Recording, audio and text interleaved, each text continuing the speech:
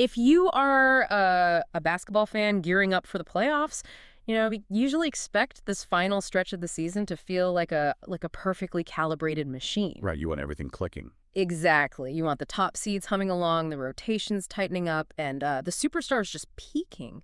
But if you look at the landscape of the league right now, I mean, that machine is sputtering hard. Oh, yeah, it's a mess out there. It really is. The mechanics of the game, the medical diagnoses, even like the power dynamics between players and front offices, it's all incredibly murky right now. So welcome to a special deep dive into this chaotic finish to the NBA season, tailored specifically for you. Yeah, we've got a lot of ground to cover. We do. Our mission today is basically to sift through a massive stack of insider reports, post-game analyses, front office leaks, all of it. We're cutting through the noise to extract the tactical and narrative nuggets you actually need to understand before the postseason tips off. And we're really getting into the mechanics today. We're not just going to sit here and read you box scores or tell you who won and lost. Right. Anyone can do that. Exactly. We are going to examine the why and the how. Like, how does one player's hamstring tear ripple out and just completely alter a team's offensive philosophy? Or how does a rookie shooting gravity literally change the geometry of an entire defense? It's fascinating stuff. It is. So we've gathered all the key intelligence to make sure you're really looking at the big picture here. So let's jump right into the deepest end of the pool, because we have to start with the most devastating playoff-altering news out in the Western Conference. Yeah, we have to talk about Dallas. Or rather, the Lakers now. Right, the Lakers. Luka Dončić suffered a grade 2 left hamstring strain against the OKC Thunder. And the news is he is out indefinitely. Which means his regular season is over. Done. Totally done. And losing a star is always bad, but I really want to look at the mechanics of this.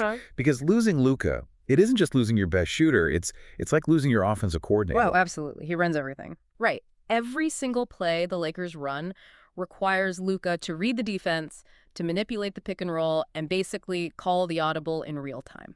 So without him, how does a team realistically pivot their entire offensive identity with, just 2 weeks left? I mean, it's an incredibly tall order.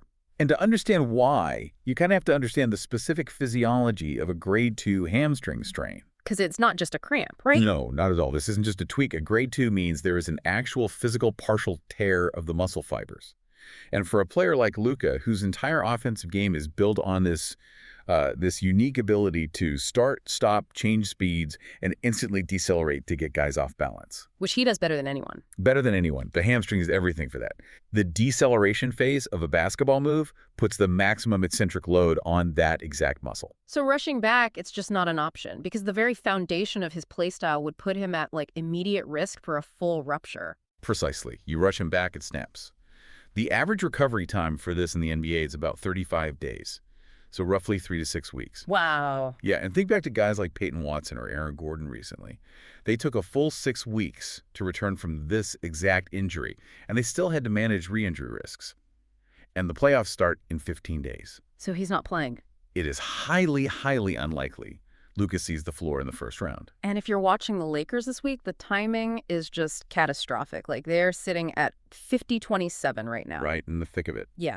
They've got this razor-thin one-game lead over the Nuggets for the 3 seed and just 2 games on the Rockets. So it's like having the engine completely drop out of your sports car a mile before the checkered flag. That's exactly what it feels like. So let's talk about how they survive this on the floor. Because if the whole heliocentric Luka ball offense is dead, the metric for their survival shifts entirely to the supporting cast. It has to. And I'm looking right at Deandre Ayton. He can't just be a rim runner anymore. No, he cannot. The vacuum of Luka's usage rate means Ayton suddenly has to manufacture his own offense. The Lakers now desperately need him to consistently provide 14 to 18 points a night. Which is a big jump for his current role. A huge jump. That means establishing deep post position, demanding the ball, and actually executing against set defenses, not just, catching easy lobs in transition. And take it a step further with Austin Reaves, because Reaves is heading into the offseason expecting a massive payday. Oh, yeah. Insiders are throwing around numbers like $35 to $40 million. Which is wild. But this is his audition now. It's no longer about hitting open catch-and-shoot threes created by Luka's gravity.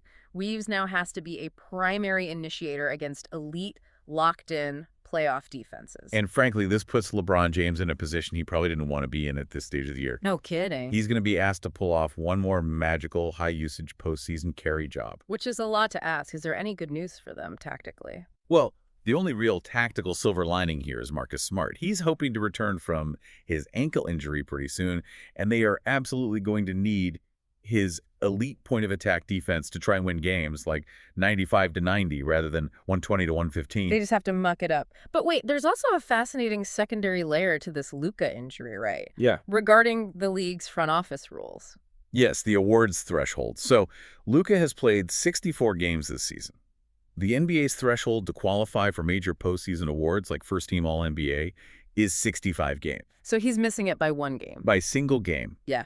But his agent, Bill Duffy, is filing an extraordinary circumstances challenge with the league. Which I think is a brilliant legal maneuver, honestly, because Luka missed 2 games earlier this year for a very specific reason. He flew to Europe for the birth of his child. Right, he was totally healthy. Completely healthy. He was just fulfilling a major life milestone. So if the NBA disqualifies one of the absolute best players on the planet over a technicality tied to becoming a father, I mean, the PR backlash is going to be massive. Oh, it would be a nightmare for the league. They've already faced intense scrutiny over the rigid nature of the 65-game rule this year anyway. Given the context, it is highly likely the NBA grants this waiver. Yeah, they almost have to. Okay, so we have Luka, right. A superstar desperately wanting to play, but sidelined by his failing body. Let's look at the flip side of that leverage dynamic. The complete opposite situation. Exactly. We need to talk about the Giannis Antetokounmpo situation in Milwaukee, where a perfectly healthy superstar is being forcibly sidelined by his own team. It is one of the most bizarre power struggles we've seen in recent years. I mean, Giannis hasn't played since March 15th. Over 2 weeks. Yeah, and the Bucks are officially listing his absence as a bone bruise. But Giannis took matters into his own hands. He held this mini press conference before a game and completely torpedoed the team's narrative. Oh man, he didn't hold back at all. Not even a little. He stated flat out that he is 100% healthy and available. I mean, he completely unloaded. He literally said, I want to effing play, and he called the benching a slap in my face. He practically begged the league to step in, saying there should be an investigation. And the league listened? Yeah, they did. But honestly, I have to push back on the Bucks' whole narrative here. If Giannis is publicly swearing he is physically fine, isn't this bone bruise just a convenient medical cover? Like, isn't this just transparent tanking by a front office desperate to improve their draft lottery odds? Well, the league is certainly taking that possibility seriously, which is why the NBA has officially launched an investigation into the Bucks for their handling of the player participation policy. As they should. But if you look at the Bucks defense, they are arguing this is strictly about asset protection. Yeah. They point out that Giannis has a very well-documented history of calf and Achilles injuries over the last 2 years. Right. The lower leg stuff has been an issue. Yeah. And their internal logic is pretty straightforward. The team is currently 11th in the East at 30-46. They are mathematically eliminated from the playoffs. So they have nothing to play for. Exactly. They claim that even when Giannis plays, they are essentially a 500 team. So his presence doesn't drastically alter their lottery odds anyway. It only exposes their franchise cornerstone to a catastrophic injury in a totally meaningless April game. Which leaves head coach Doc Rivers answering questions at the podium every single day, just looking miserable. He really does. He tried to diffuse it by calling it a grown man's game and saying the dispute shouldn't be public. And then Giannis countered that by joking, the team needs couples therapy. Which is funny, but it really highlights the dysfunction. It really does. But the underlying mechanics of this roster show why the tension is so high. That's the real issue here. This isn't a core group that has grown together over years. The Bucks' current roster is loaded with veterans on one-year deals. Mercenaries. Basically, yeah. These are guys playing for their next contract. Yeah. When you have mercenaries playing for themselves and a front office prioritizing the draft, the superstar is just left stranded. He's on an island. Totally. Insider sources are now estimating there is a 70-30 chance Giannis gets traded this summer. The front office knows they cannot afford an Achilles tear right before they either have to execute a blockbuster trade or negotiate a supermax extension.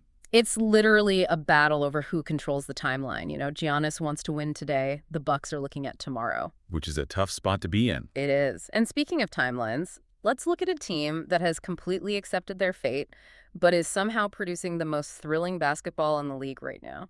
The Dallas Mavericks. Yes, the Mavs, they are eating losses left and right, but they have handed the keys to 19-year-old Cooper Flagg, and, I mean, he is treating the NBA like his own personal laboratory right now. It's incredible to watch. The Mavericks lost to the Orlando Magic 138 to 127. And we should note Wendell Carter Jr. was fantastic for Orlando. He had 28 points. Gotta give him credit. For sure. But the final score was entirely overshadowed by what Flagg accomplished. He became the youngest player in NBA history to score 50 points. Unbelievable. He dropped exactly 51 points in just 33 minutes and 34 seconds. That is the fewest minutes played in any 50-point game this entire season. The mechanics of how he got those 51 points is what absolutely blew my mind. Like, the Mavs' lost season means Flagg doesn't have to look over his shoulder. He can just mix elements until it explodes, and in this case, it was an explosion of pull-up threes. Yeah, he was taking whatever he wanted. He took 17 jumpers and made 12 of them. He hit 4 of 9 from 3, but that fourth quarter, that was an absolute masterclass in harnessing anger. The catalyst for that fourth quarter explosion is fascinating. Early in the frame, Flagg drives, gets blatantly hacked by Desmond Bane, and there is no whistle. Typical rookie treatment. Right, so Flagg complains, gets technical. Jason Kidd rushes the floor to defend his rookie, gets a tech, and is ejected. It's just total chaos. And then Najee Marshall follows up and gets ejected right after. It was a complete unraveling of the game's structure. But instead of letting the chaos consume him, Flagg channeled it into an incredibly focused FU mode, for lack of a better term. Oh, he definitely did. He scored 24 points in that quarter alone. And he was hitting shots with an incredibly high degree of technical difficulty. I mean, he was repeatedly hitting step-back threes going to his right. And if you play basketball, you know that for a right-handed shooter, stepping back to your right is brutal. Oh, it's so hard to square up. It is. You have to plant that outside foot, elevate, and somehow square your shoulders back to the rim entirely in midair. It requires insane core strength and balance. Plus, he was hitting pull-ups in transition, went to the line, and knocked down 7 free throws. He's doing it all. And if you look at the historical precedent, Flagg is entering some pretty sacred territory here. Elite company. Yeah, the list of rookies with a 50-point game is incredibly short. Before Flagg, the last one was Brandon Jennings way back in 2010. Wow, 2010. And before that, you're talking about Wilt Chamberlain, Kareem Abdul-Jabbar, Allen Iverson, and Michael Jordan. That is just absurd company for a 19-year-old. But honestly, the physical talent might be secondary to his mental processing. Because on a podcast recently, Flagg was asked how he handles a 50-loss season. And his answer was just so mature. What did he say? He just said, you have to learn how to lose. Like, he understands that right now, the reps are more important than the standings. That emotional regulation is so vital. He is using these low-stakes, high-leverage moments to expand his offensive repertoire against double teams. And he's doing it without letting the losing culture break his competitive spirit. Exactly. Now, Flagg is mastering the art of the productive loss, but if we look over in the Eastern Conference, losing is no longer an option. It is pure survival mode right now. Every game matters. Huge stakes. Yeah. The Philadelphia 76ers just secured a massive 115-103 win over the Minnesota Timberwolves to sneak into the 6th seed and temporarily avoid the play-in tournament. And the big story here is the return of Joel Embiid. Yeah, having him back changes everything. Yeah. Embiid's return fundamentally alters the defensive geometry of the floor. How so? Well, when he is anchoring the paint, he plays a highly disciplined drop coverage. This means he sags back toward the rim on pick and rolls, basically baiting guards into taking contested mid-range shots. Because nobody wants to challenge him at the rim. Exactly. Opposing players are terrified of his rim protection, so they settle for long twos, which just completely bogs down the opposing offense. It's like he operates as a one-man zoning ordinance. Nobody is allowed in the paint. And because the defense was stabilized, the Sixers' offense could finally breathe. They absolutely buried Minnesota in the third quarter, outscoring them 42-24. Huge run. Tyrese Maxey was the engine of that run, too. He dropped 17 points in the frame just by exploiting the transition opportunities that Embiid's defense created. And then in the half court, Paul George showed why he's the perfect complementary star, leading the team with 23 points. His spacing allows Maxey to drive so much more easily. They complement each other so well. They really do. And we also have to highlight Kelly Oubre's impact off the bench. I mean, he scored 21 points, 16 of them in the second half, and he hit 2 incredibly clutch threes late when Minnesota tried to mount a comeback. He's been such a spark plug for them. So let me ask you this. With Embiid back dictating the defensive terms, Paul George hitting his stride, and Maxey pushing the pace, are the Sixers suddenly the team absolutely nobody wants to see in a first-round matchup? Oh, without a doubt, because their ceiling is a championship level. When healthy, yeah. Right. A healthy Embiid requires constant double teams, which just unleashes George and Maxey against scrambling rotations. It's lethal. But on the flip side, this was a devastating loss for the Timberwolves. Oh, man. Yeah, it was. Anthony Edwards returned from a bout with the flu, and you could tell the physical depletion was obvious. He looked exhausted. He did. He only managed 8 points in 26 minutes. And because of his struggle to generate rim pressure, Minnesota is now dropping further behind Denver and Houston in what is a brutally tight Western Conference race. It really is a bloodbath out west. But back in the East, the Sixers are relying on their established stars peaking at the right time. But there is another team in the East riding a rookie who is doing the exact same thing. The Hornets. Yes, the Charlotte Hornets. They absolutely bashed the Phoenix Suns 127-107. And the mechanics of this turnaround within the actual game were stunning. It was a tale of two quarters, really. Okay. The Hornets actually gave up 41 points to the Suns in the first quarter. Phoenix was getting everything they wanted. It looked like a blowout early. It did. But in the second quarter, Charlotte made a brilliant tactical adjustment. They stopped switching on perimeter screens. Okay. Instead, Ryan Kalkbrenner started playing an aggressive drop coverage, and the guards fought over the top of the screens. Yeah. And that adjustment worked perfectly. They held a potent Phoenix offense to just 19 points in the second quarter, completely breaking the Suns' rhythm. And that defensive lockdown allowed their rookie sensation to just take over. And by the way, this win puts the Hornets in sole possession of 8th place, a half game up on the Magic, and only 1.5 games behind the Sixers and Raptors for that coveted 6th seed. They are making a real push. They are. And a massive reason for this late season surge is Conquepel. He made franchise history in this game, breaking the Hornets' single-season record for three-pointers made. He scored 20 points, going 7 of 14 from the floor and 4 of 9 from deep. And Newell's shooting is not just about the points he scores, right? It's about the concept of gravity. Right, pulling defenders. Exactly. He currently leads the entire NBA in three-point makes this year as a rookie. Defenses are so terrified of his incredibly quick release that defenders physically gravitate toward him, sticking to him even when he's like 30 feet from the basket. Which pulls a defender completely out of the paint. So I have to ask you to compare the two rookies we've discussed today, because everyone is mesmerized by Cooper Flagg's pure, raw talent and his 50-point explosions as a primary option. But for a team trying to win high-stakes, playoff-intensity games right now, is Conquepel's plug-and-play historic floor spacing actually more valuable?